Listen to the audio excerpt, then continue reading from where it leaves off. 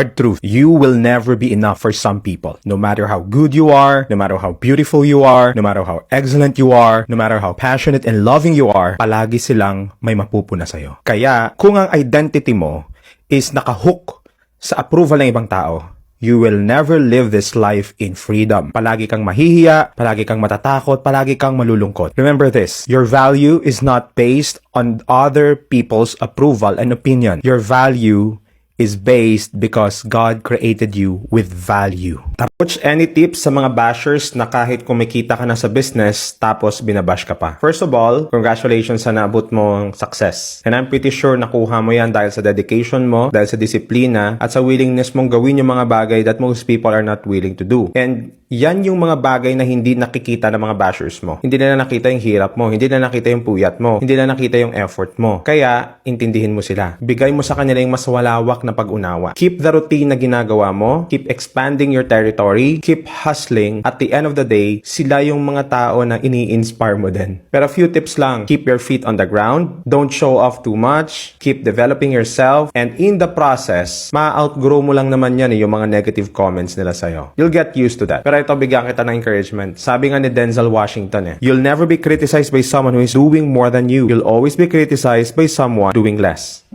Remember that. Naniniwala ako sa'yo. Keep growing. Keep pushing.